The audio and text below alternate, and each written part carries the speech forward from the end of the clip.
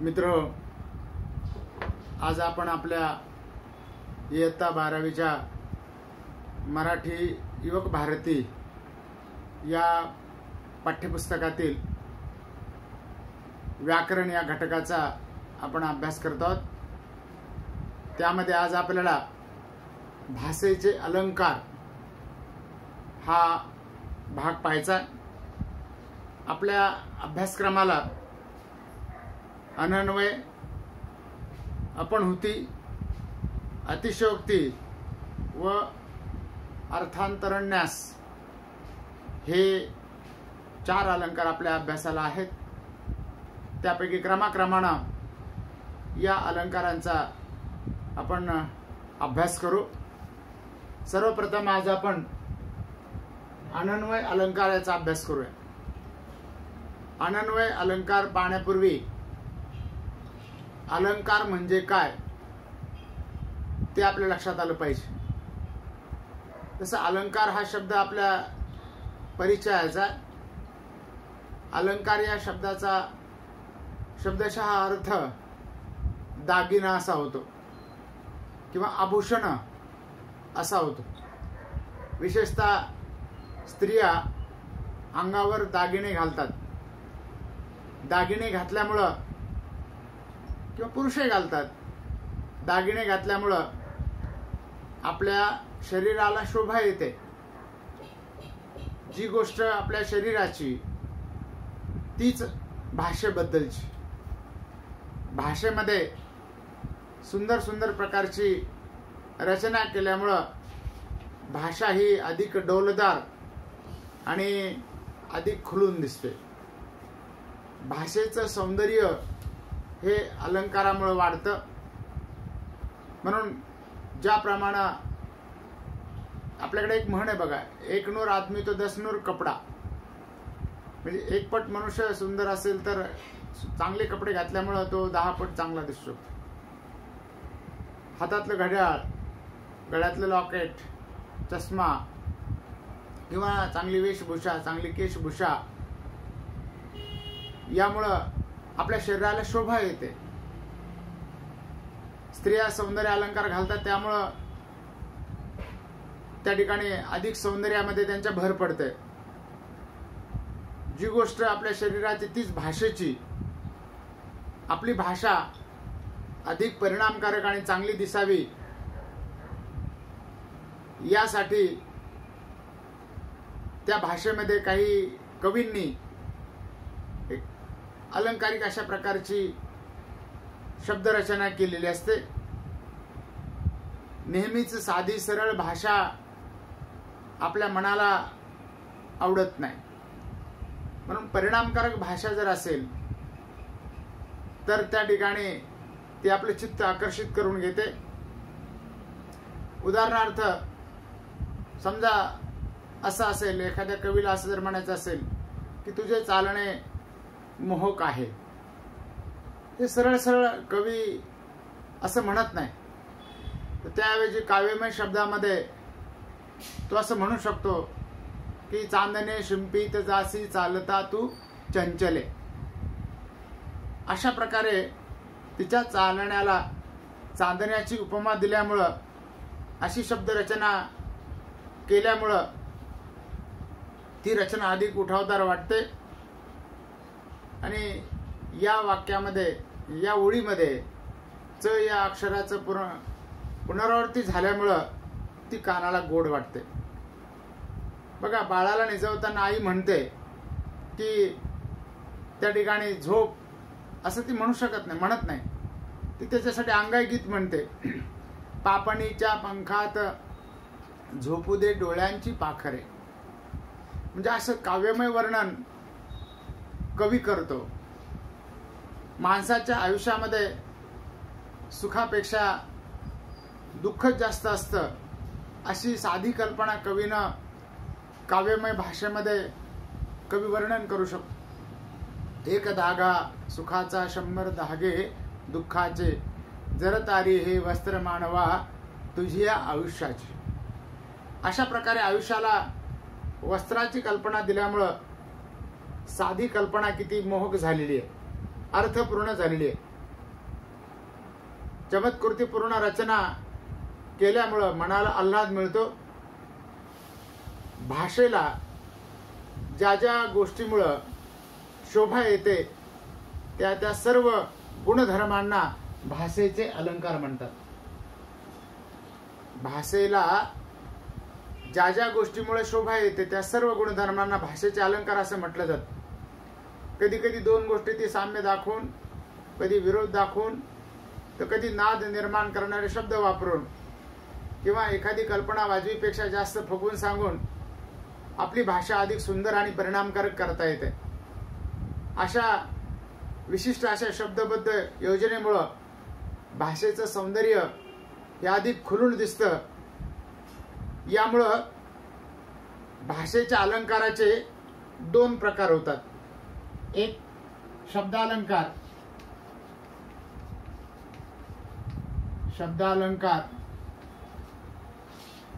आणि दुसरा प्रकार आहे अर्थालंकार.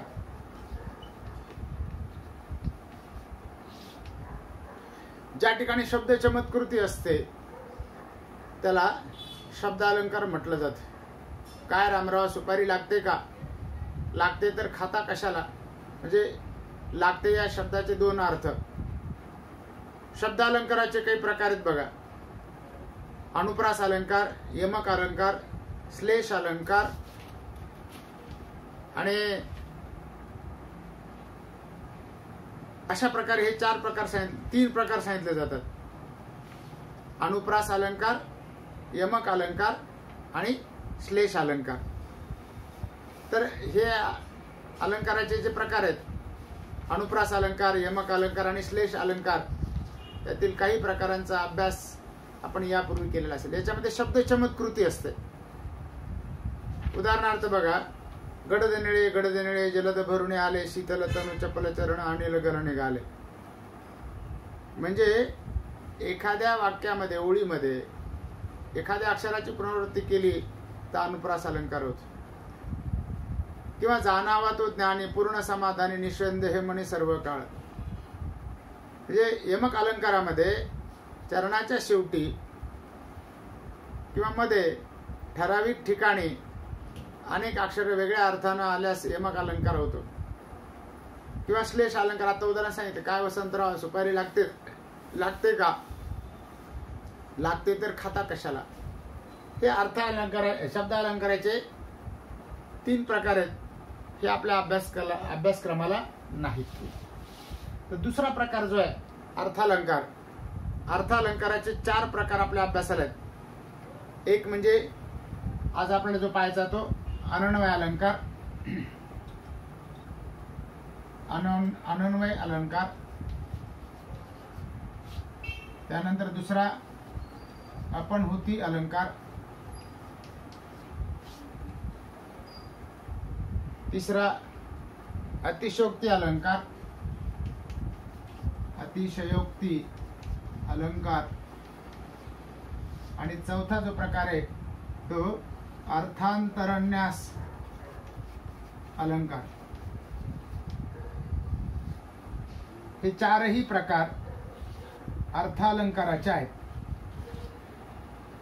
म्हणजे शब्द चमत्कृतीपेक्षा त्या ठिकाणी अर्थाला त्या ठिकाणी जास्त महत्व दिलेलं असतं, तेव्हा अर्थालंकार होतो. बघा, शब्दालंकारामध्ये शब्दाला महत्व, तर अर्थालंकारामध्ये अर्थाला महत्व असतं. ते क्रमाक्रमाने या एका एका अलंकाराचा आपल्याला अभ्यास करायचा. या अलंकाराचे चार प्रकार आपल्या अभ्यासाला आहेत. पहिला प्रकार अनन्वय अलंकार. अनन्वय अलंकार आपण लिहिल्यानंतर आपल्या लक्षात येईल. अर्थालंकार. अनन्वय अलंकार बघा, काही उदाहरण आपण घेऊया. उदाहरणार्थ, आहे ताजमहल एक जगती तोच त्याच्या परी. आहे ताजमहल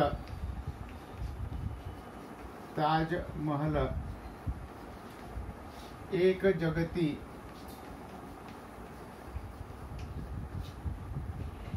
तोच त्याच्या परी. त्याच्या परी. दुसरं उदाहरण आहे, ह्या आंब्यासारखा गोड आंबा हाच. ह्या आंब्यासारखा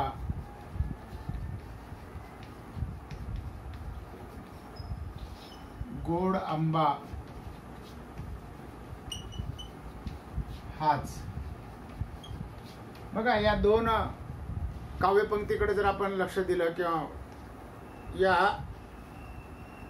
कृतीकडे जर आपण लक्ष दिलं तर आपल्या असं लक्षात येतं की वरील दोन्ही उदाहरणामध्ये उपमेय कोणतं आणि उपमान कोणतं हे आपल्याला ओळखता आलं पाहिजे. उपमेय आणि उपमान. उपमेय आणि उपमान. उपमा अलंकारामध्ये बघा, उपमेय म्हणजे काय ते वर्णन केलेलं असतं. उपमेय म्हणजे ज्याची तुलना करावयाची ते. ज्याची तुलना करावयाची ते उपमेय. आणि उपमान काय? ज्याच्याशी तुलना करावयाची ते. ज्याच्याशी तुलना करावयाची ते. त्या उपमेयाची उपमा कुणाशी करायची. तर वरील वाक्यामध्ये बघा की आहे ताजमहल एक जगती तोच त्याच्या परी. इथे उपमेय कोणता आहे? कशाची तुलना करायची आहे? तर ताजमहलची. ताजमहल हे झालं उपमेय. हे झालं उपमेय या वाक्यात. आणि दुसऱ्या वाक्यातलं उपमेय कोणतं आहे? ह्या आंब्यासारखा गोड आंबा हाच. तर इथं आंबा हे झालं उपमेय. म्हणजे इथं ताजमहलची तुलना करून दाखवली आणि इथं आंब्याची तुलना करून दाखवली. पण कुणाशी तुलना केली आहे? ही ताजमहलची तुलना त्याच्याशीच केली. म्हणजे उपमा अलंकारामध्ये दुसऱ्या वस्तूशी तुलना केली जाते, पण या अनन्वय अलंकारामध्ये त्या उपमेयाशीच उपमा तुलना केलेली असते, तेव्हा अनन्वय अलंकार होतो. ताजमहलची उपमा त्याच्या परी म्हणजे ताजमहलशीच उपमा केलेली आहे. आणि इथेही आंब्याशीच तुलना केलेली आहे. म्हणजे या दोन्ही वाक्याचं निरीक्षण केलं तर असं आपल्या लक्षात येतं, इथं उपमेय व उपमान हे एकच आहे. इथं ताजमहलची तुलना ताजमहलशीच केली, आंब्याची तुलना आंब्याशीच केली. म्हणजे उपमेय आणि उपमान एकच आहे. या अलंकाराची ही वैशिष्ट्य बघा की हे एखाद्या गुणाच्या बाबतीत अद्वितीय असतं. अद्वितीय म्हणजे त्याची तुलना दुसऱ्या कोणाशी करता येत नाही. अद्वितीय. याची वैशिष्ट्य काय? पहिलं वैशिष्ट्य की उपमेय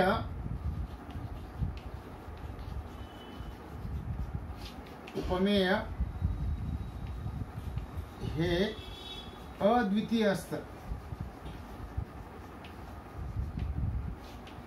म्हणजे दुसरं नाहीच. म्हणजे नाही, द्वितीय म्हणजे दुसरं. उपमेय हे उपमानच आहे, ते त्याच्यासारखंच आहे. ते पहिलं वैशिष्ट्य. दुसरं वैशिष्ट्य, उपमेयाला योग्य उपमान सापडत नाही, तेव्हा उपमेयाला उपमेयाचीच उपमा दिली जाते. म्हणजे दुसरी उपमा देताच येत नाही, योग्य असं तुलना करून सांगता येत नाही. उपमा अलंकारामध्ये तुलना केली जाते, इथे तुलनाच केलेली आहे, पण ती त्याच्याशी तुलना केलेली. म्हणून दोन वस्तूंची तुलना करून आपण त्या वस्तूतला एखादा वेगळा गुण सांगण्याचा प्रयत्न करतो. पण उपमेय हे एखाद्या गुणाच्या बाबतीत इतकं अद्वितीय असतं की त्याला योग्य असं उपमान मिळू शकत नाही. उपमेयाची तुलना त्याच्याशीच करावी लागते. म्हणून इथं ताजमहलची तुलना ताजमहलशीच केलेली आहे, किंवा आंब्याची तुलना आंब्याशीच केलेली आहे. कवी मोरोपंताच्या काव्याचं एक उदाहरण इथं आपण लक्षात घेऊया, त्यातून हा अलंकार अधिक आपल्या लक्षात येईल. कवी मोरोपंत यांनी अर्जुनाचं वर्णन करताना असं वर्णन केलेलं आहे, झाले आहेत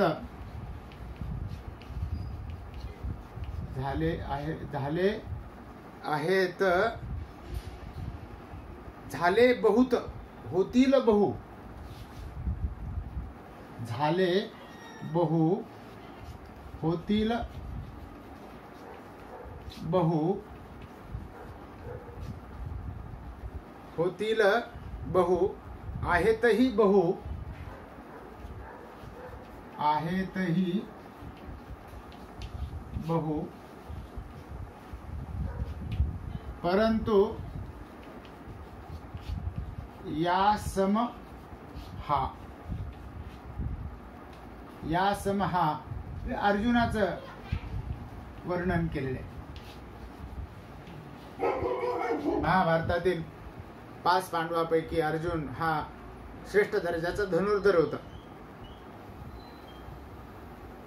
म्हणून त्याचं वर्णन केलेलं आहे. झाले बहु होतील बहु आहेतही बहु, परंतु या सम हा.